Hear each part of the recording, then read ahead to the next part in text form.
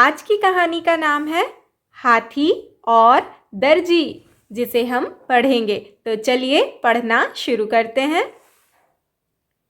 एक दर्जी और हाथी में गहरी मित्रता थी। एक बार की बात है, एक दर्जी और हाथी दोनों बहुत अच्छे दोस्त हुआ करते थे। हाथी रोज दर्जी की दुकान के आगे से नदी पर नहाने जाता था। तो जो हाथी था वह रोज नदी पर नहाने जाया करता था और रास्ते में दर्जी की दुकान पड़ा करती थी।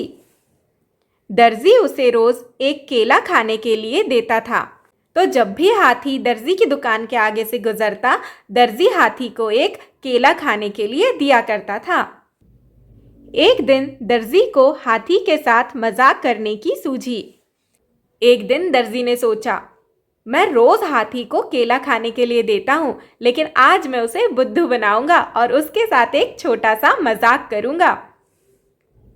जब हाथी रोज की तरह उसकी दुकान पर आया, तब दर्जी ने हाथी को केला देने की बजाय उसकी सूंड में सुई चुभा दी।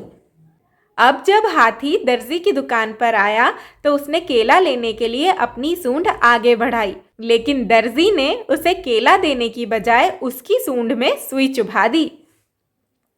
हाथी को बहुत गुस्सा आया, परंतु वह चुपचाप वहां से नदी पर नहाने चला गया।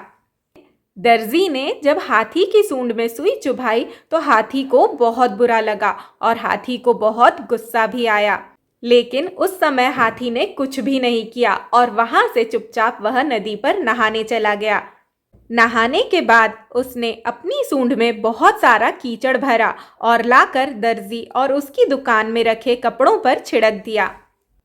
हाथी ने दर्जी से बदला लेने के लिए नहाने के बाद अपनी सूंड में ढेर सारा कीचड़ भर लिया और वापस आकर दर्जी की दुकान में रखे हुए कपड़ों पर और दर्जी पर सारा कीचड़ छिड़क दिया। दर्जी के सारे कपड़े खराब हो गए। कीचड़ से दर्जी की दुकान में रखे सारे कपड़े खराब हो गए। अब दर्जी अपने किए पर पछता रहा था।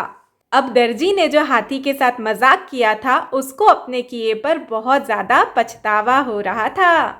कहानी खत्म। Thank you.